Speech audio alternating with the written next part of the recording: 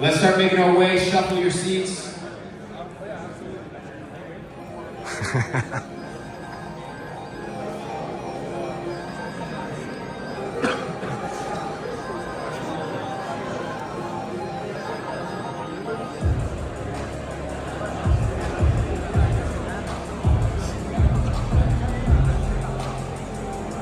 All right, let's make our way to our seats. All right, move to a different table, move to a different table, move to a different table. You guys are turning your back on me, I don't like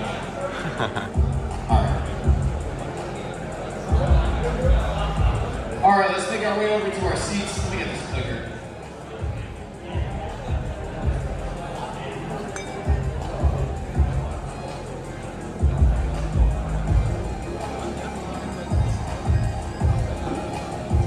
I like that. Good. Lights.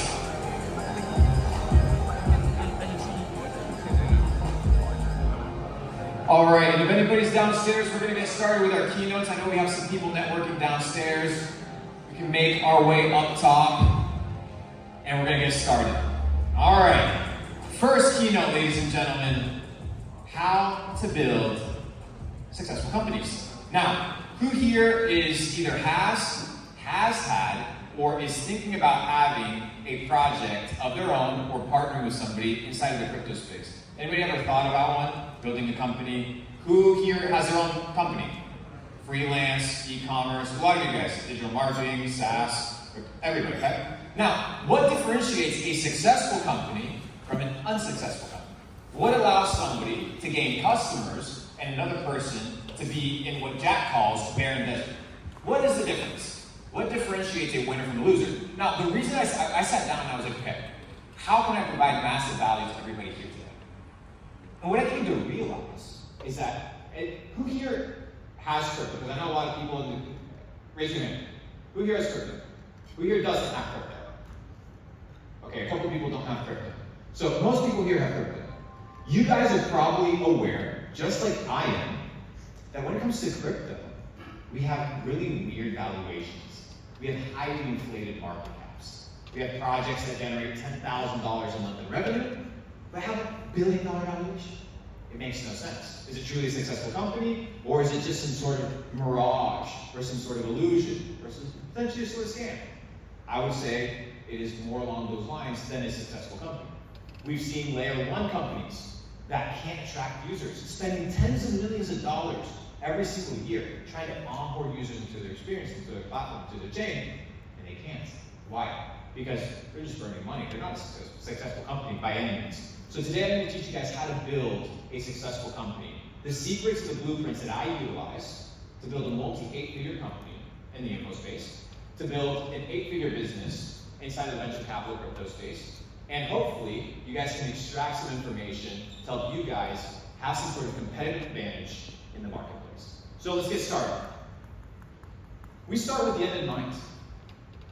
Whenever you do business, whenever you start a project, do you start with the end in mind? What is the goal? You're in business, why are you in business? You want to make money, why? How much? By when? From who? What are you going to offer? What type of products and services are people going to consider you for? Do you start with the end in mind? So many projects in crypto, they start with the beginning in mind. They don't start with the end in mind. They're optimized for one cycle tops. It's an issue. It's not a successful company. You need to start with the end in mind. Next key is to find A players. Inside of your organization, inside of your structure, it's not about how many people you have. It's about the quality of people you have. There's 3 ingredients in recipes for A players. One, obviously, we know it very well, is talent. You need to be extremely talented at what you do. You need to be the best at it. You need to become irreplaceable. Now, it's not just about quality of talent, but there's 2 undeniable underlying traits that every A player has. First, loyalty.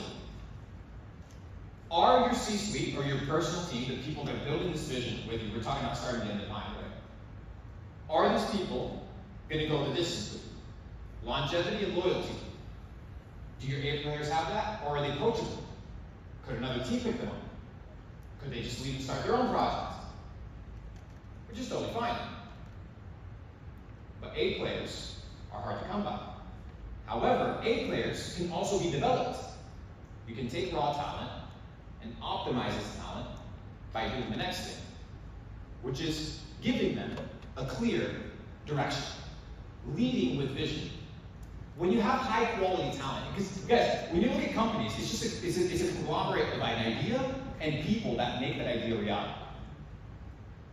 But if you don't lead with vision, then nobody's going to follow. You need to incentivize people with more than just a salary. There needs to be purpose. There needs to be vision.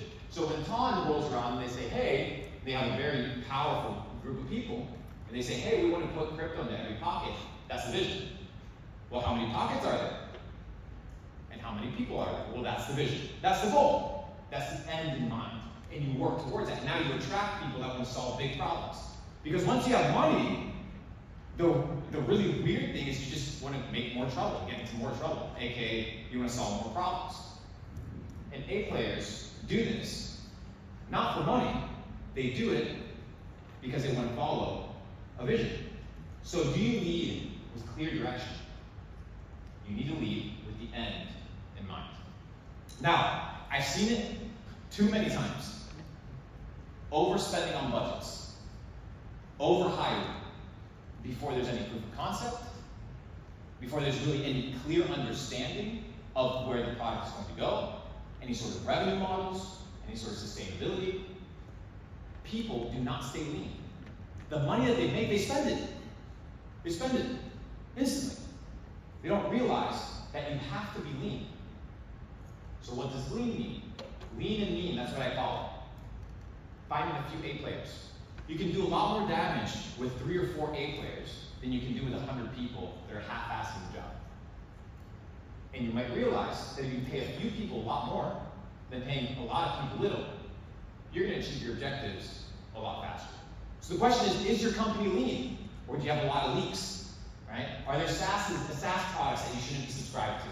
Do you have contractors that aren't necessarily good and you shouldn't have them on payroll? Are you overpaying certain staff? Are you underpaying yourself as an owner? You should be getting paid out.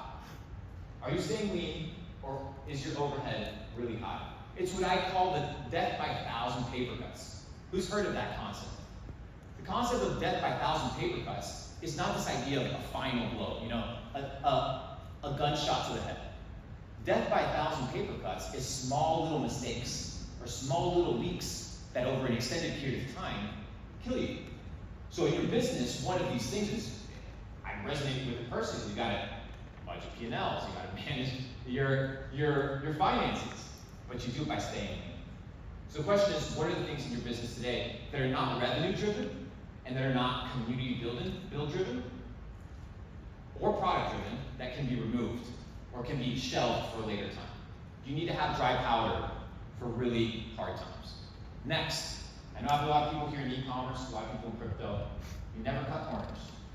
Everything that you do with the end in mind, you don't cut corners. You don't cut corners with the community building. You don't cut corners with content distribution or content creation or building an audience. We see all these crypto projects, they launch and within 3 weeks they have 1 million followers on Twitter. How much of it is actually real, or is it then cutting corners by some sort of social engineering? Maybe you can cut corners by selling a cheaper product, or underdeveloping your product, or cutting corners in your security, or cutting corners in your development, or in your progress, in your iteration of the product. If you cut corners, you're not getting the big picture. If you're cutting corners, you don't have the long-term vision in mind. And when you cut corners, you make mistakes. When you cut corners, you leave things behind. So when you have the end in mind, you operate with a specific set of rules. And one of my rules is you never cut corners. You do everything with excellence. You start where you finish where you start, and you go all the way. Do you cut corners in your business? Do you cut corners in your management?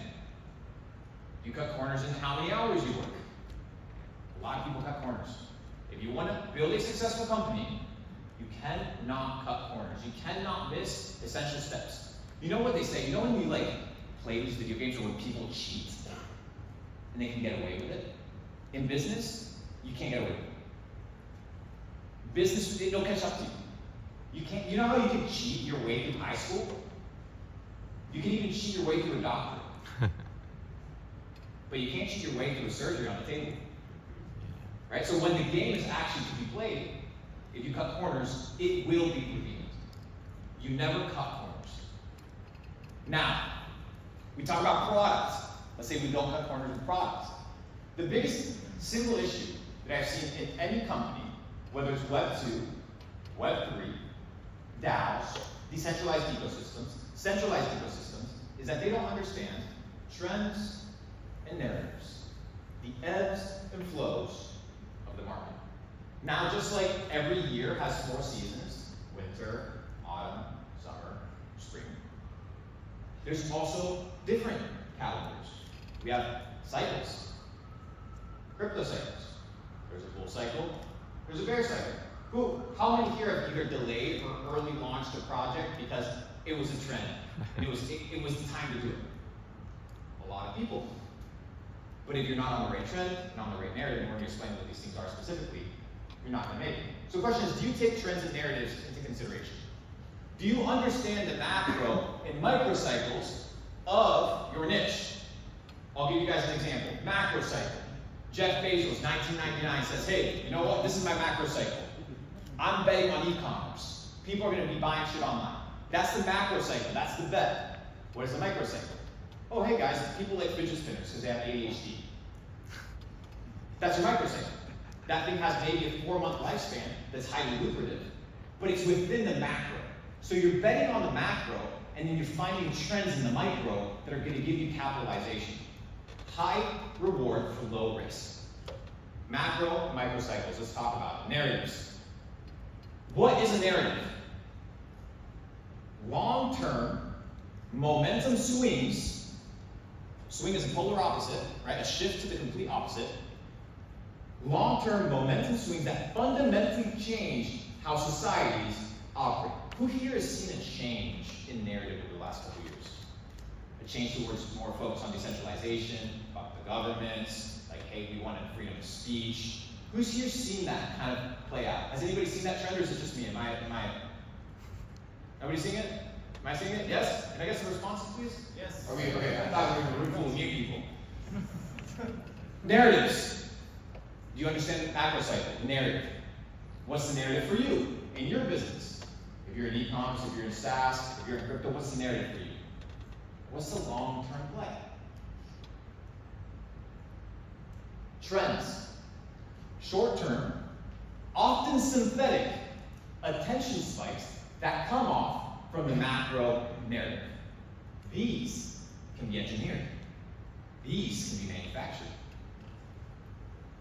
Who here is familiar with the entire biohacking routine that's been going crazy about saunas and cold plunges? Who here has seen that? Everybody's seen it. Every person has seen it. A lot of people bought into it. If you're part of the Tawny ecosystem, you can go to Pavel's Instagram, and that guy's, ripped, sitting in a bathtub full of ice.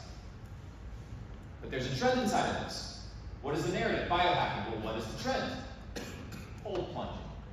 Well, why are you saying this? Well, because somebody came up with the intelligent idea of buying at plunge and making their own plunges, and now they're worth $100 million. Would they be worth $100 million? Oh, excuse me. They did $100 million in revenue their third year. They're worth a lot more, obviously. So what's the narrative? Health. What's the trend?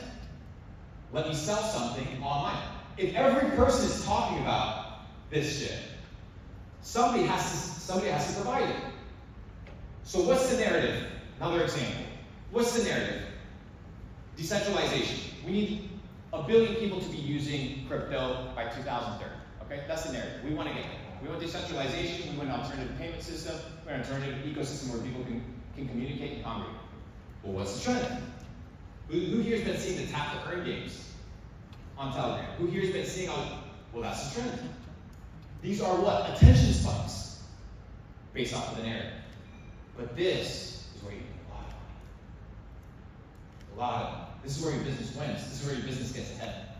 But if you're not on the right trend, it won't make sense. But you can be on the narrative, you can be on the trend, but unless you optimize optimized for the right time, timing is key, then it doesn't matter if you're on the right trend. Let's say me wanting to raise $20 million in the bear market. Luca, is it easier to raise $20 million in the bear market or a bull market?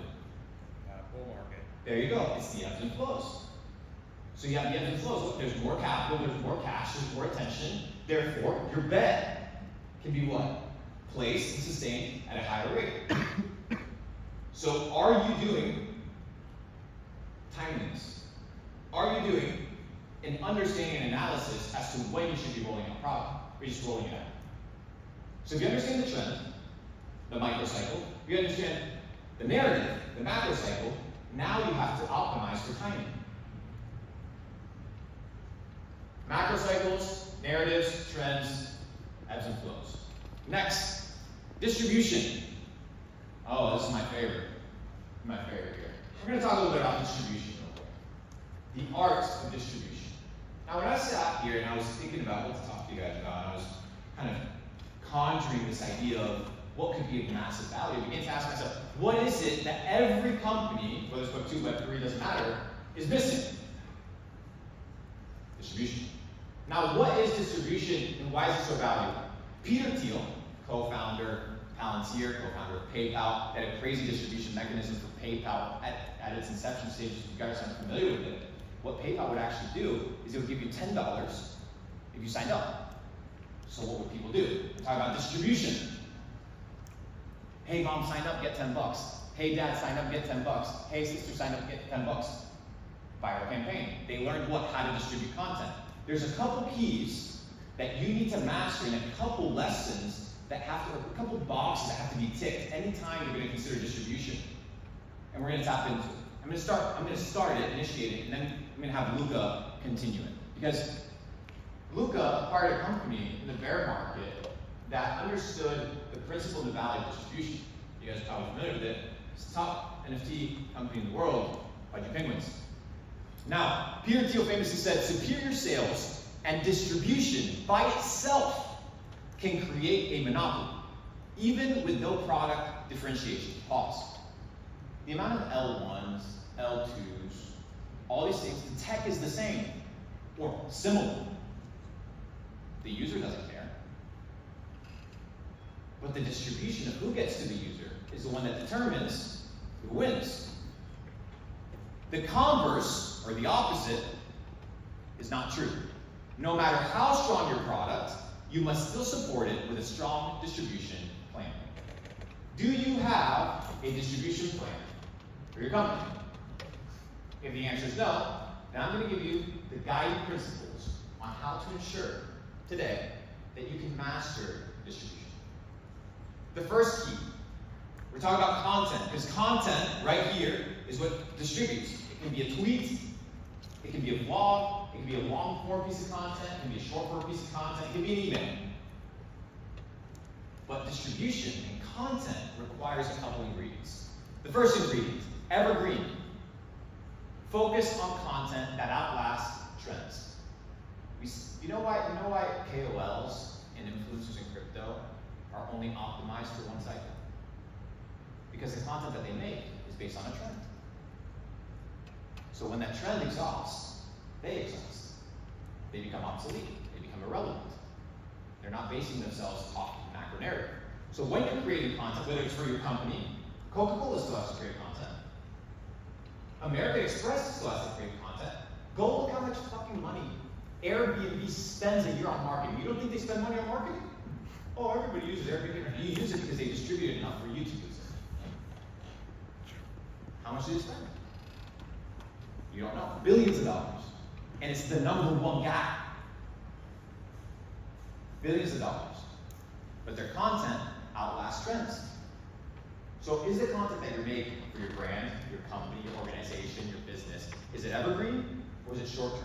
Because if you're running any sort of content creation, you're going to understand, unless you're doing it with your iPhone or just tweeting, that media can become extremely expensive. It's very expensive to produce high quality content. It's very expensive. But if you create evergreen content, the shelf life of the content is extended. So let's say I go to, I'll give you guys an example. let's say I go to a crypto influencer on YouTube, and I pay him 50 grand to make a 4-minute video about my project. Well, obviously there's going to be rules and guides and stipulations.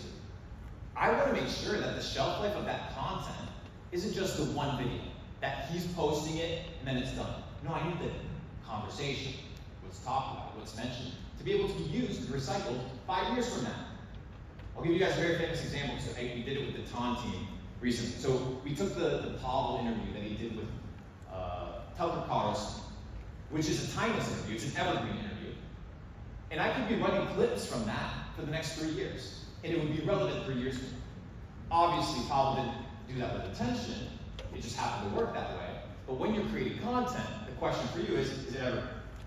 Or does it have a short lifespan? If it has a short lifespan, you're gonna have to be making a lot more content. You don't want to be making content, you're gonna be distributing content.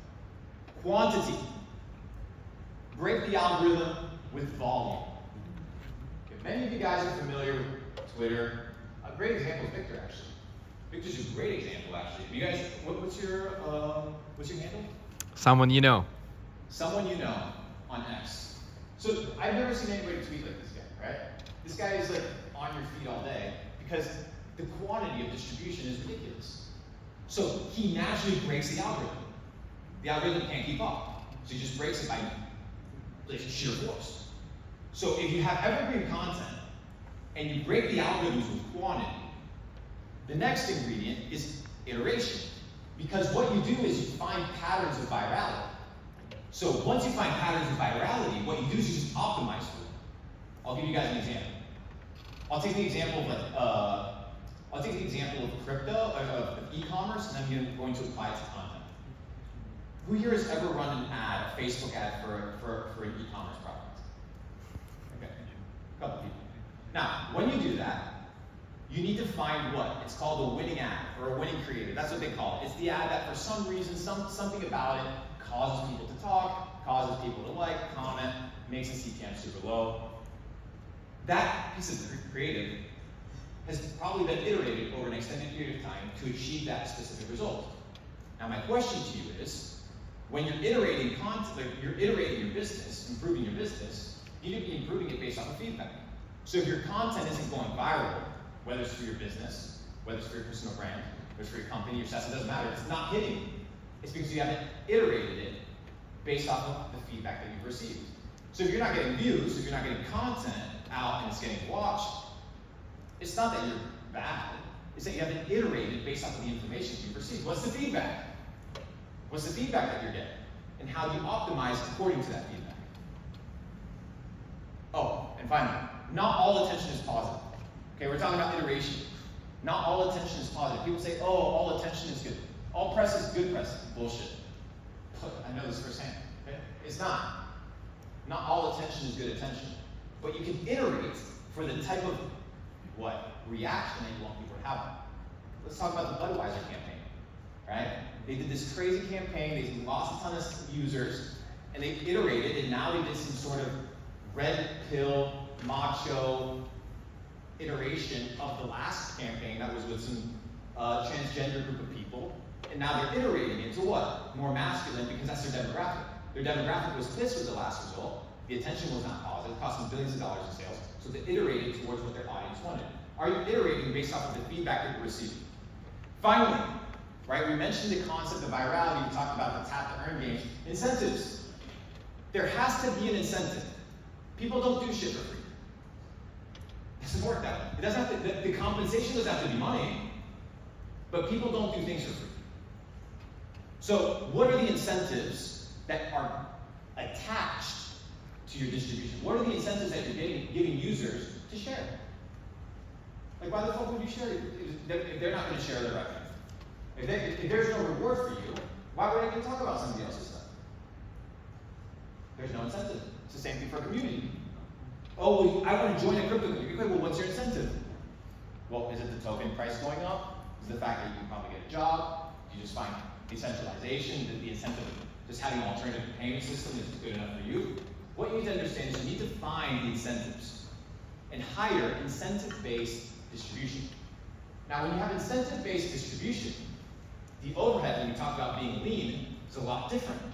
Because what you do is you've created incentives or mechanisms that allow people to monetize or get something that they want in return for helping you. We talked about PayPal as the example. Every time somebody signed up, the user got $10. That's the incentive. Would not many people have signed up if it wasn't $10 a hand? No. Now, another great example of incentive-based distribution. Who here's familiar? You're from India. What's the name of the richest guy from India? And he owns what cellular company? Jio. So Jio, crazy, right? So Jio, this telecommunications company, comes in, and at the time there's about 12 telecommunication companies that charge about the average of $6 to $7 a month. That was the plan, right?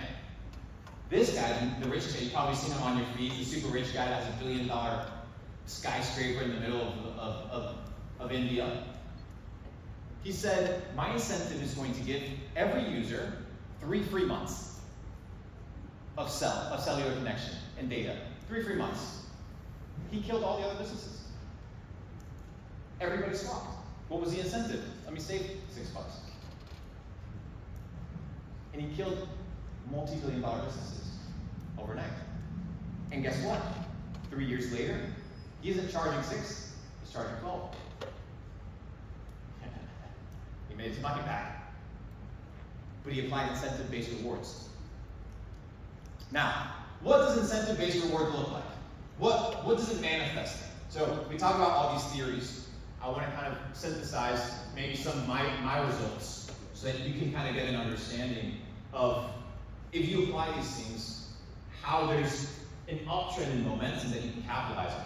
So over the last, I would say, this is 2023, but also kind of the first couple months of 2024. Cross-platform, and we're going to talk about this right here. This is key: intensity, volume, and duration. We're going to talk about this right here. This is my formula. I'm giving you guys my formula, by the way. 2023, I posted 153,000 videos. How many of you posted? How many is your business posted? I post a video every 4 minutes. How long have I been on stage? 27. Okay, I've been here 27 minutes. Maybe like 8 videos have gone up. Sheer force. Breaking the algorithm.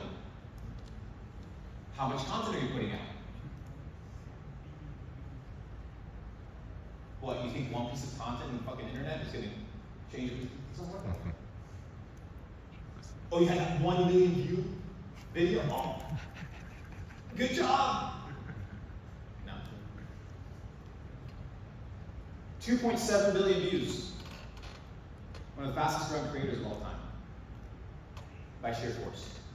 191 million profile visits across all channels.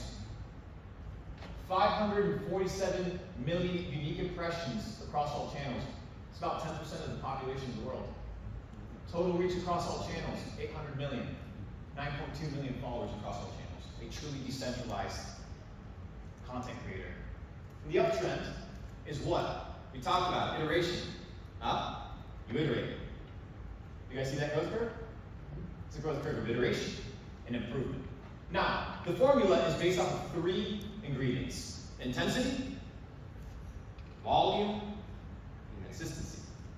How hard you do something, like how intensely you go into it, how much of it do you do, and for how long. The thing is, I've been making content for years. I've been iterating for years. So once you have the long-term perspective in mind, you understand that these are prerequisites, these are requirements. Are you the most intense? Are you inputting the most amount of energy? Are you showing up more than everybody else? Luca, how many GIF views do we have on Buddy right now? 30 billion. 30 billion views. Do you know how many people have actually used them? It's like 900 and something billion. 900, almost a billion people, right? So our GIFs are going viral. Intensity, volume, and duration. How long is it that you're doing something? We're talking about evergreen content. Now, this is what your business could be, right? This is the growth curve of your business, right here. if you apply what I'm sharing today. Now, we're talking about making money. So now that you get some fame, right? We're talking about getting some fame. We got to transform this fame into some sort of conversion. Whether the conversion is a download, whether the conversion is a sale, whether the conversion is a follow. It doesn't matter. What is your funnel? Now, every funnel has variations. I'm going to share with you guys one of my basic funnels. I'm going to give you guys a breakdown on how exactly it works, how you guys can replicate something similar. I'm going to share with you guys how this kind of works. So we'll start with the top. We'll start with the top of the funnel. The first approach is interaction with any sort of customer base, the first touch. It can come from short form content, it can come from a billboard, it can come from a 30-second ad on television. It's the first touch, the short form interaction. That's why billboards are so popular.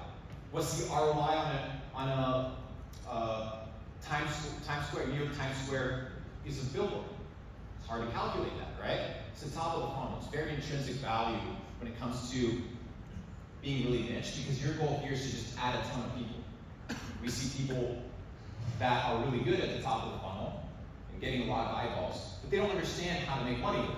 I'm going to teach you guys how to make money. You guys want me to teach you how to make money with the distribution? Yes? Good. Short form. We're talking about what's relevant today. So this funnel works, it'll work for the next 3 years before something changes, right? 3 years. You need to start with short form. Short form content. It can be tweets, it can be short form videos, it can be hiring creators to do user-generated content, because you want the first touch. Next in your funnel is going to be your long form content. Now that people know that you exist, do people know what you're about? So people know that there's this health supplement company. Okay, well, what are the mission, vision, and values? Okay, well, we know that this crypto company exists. Okay, but what is it exactly that they stand for? Long form content. Short form content, they know you exist. Long form content, they know what you're about. We live in an ecosystem where people today, they don't just buy based off of necessity. They buy things that they resonate with. They buy things that they align with. And in long form, you get to align with people. If you guys think this isn't real, and that this isn't the trend, or the narrative of where companies, successful companies are going, I would direct you to an email conversation that was leaked between Mark Zuckerberg, Peter Thiel, and a couple executives at Meta.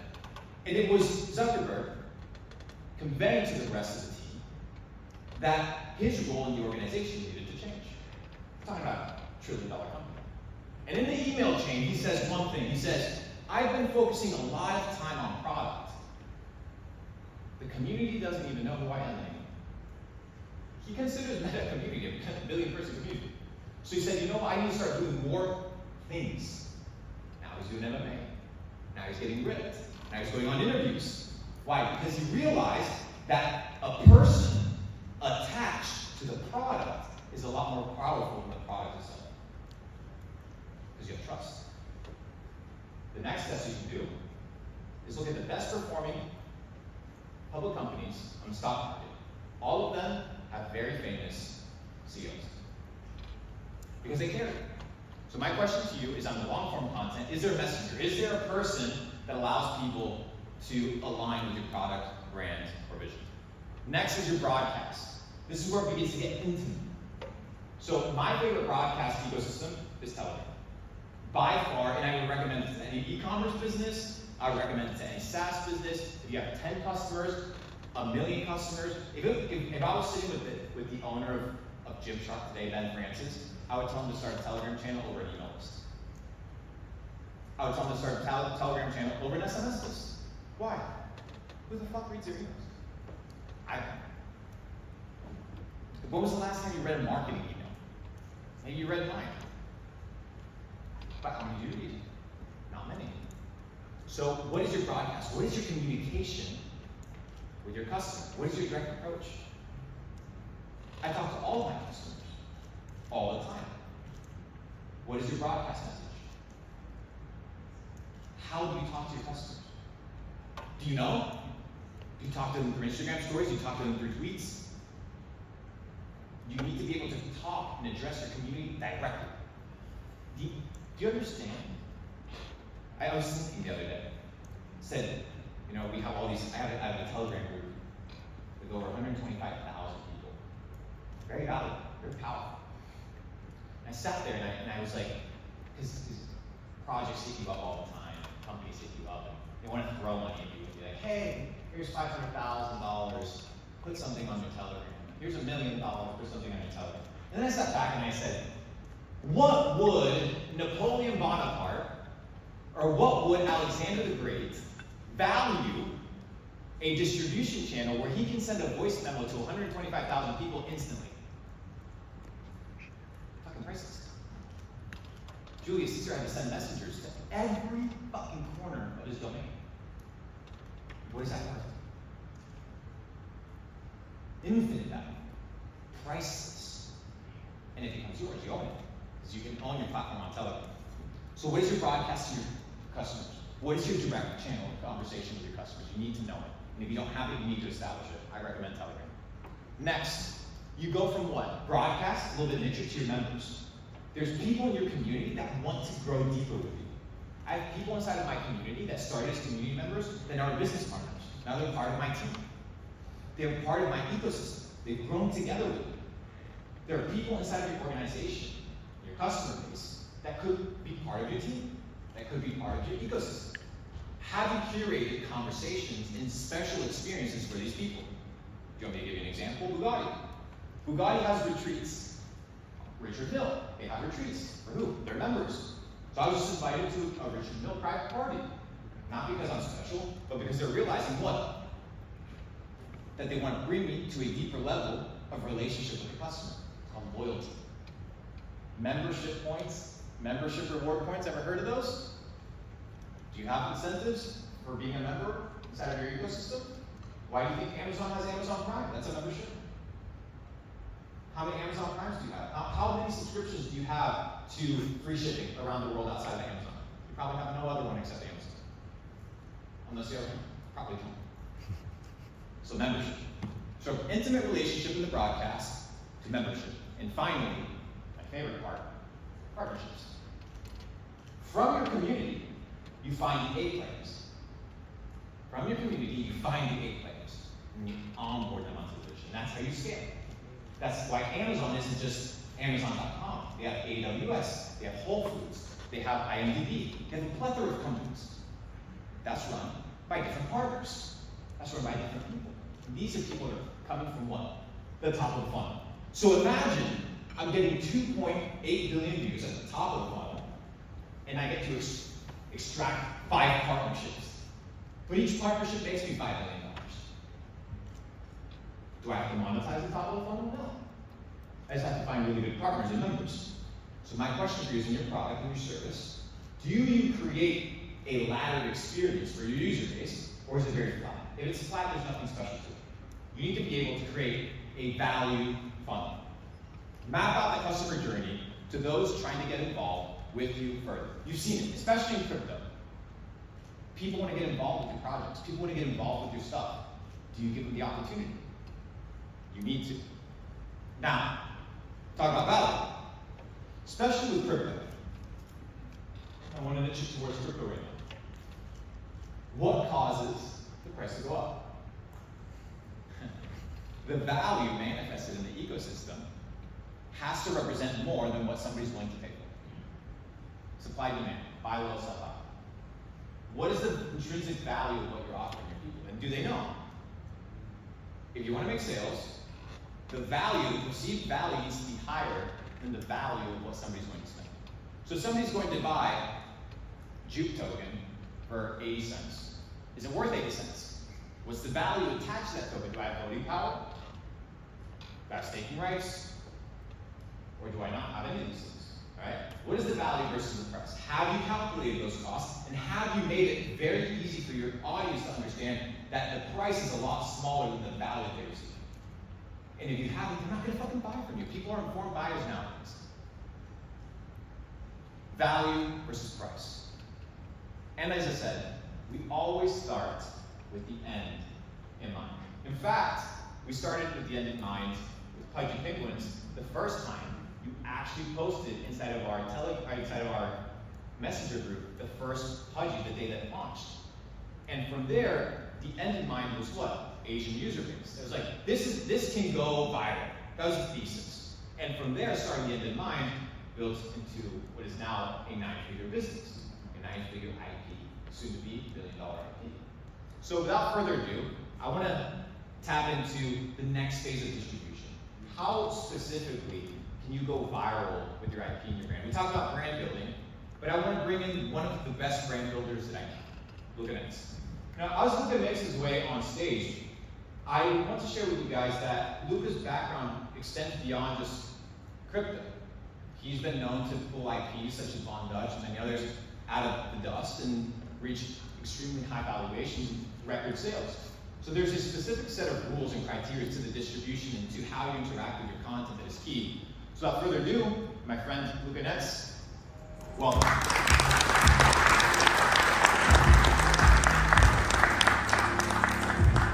Take it away.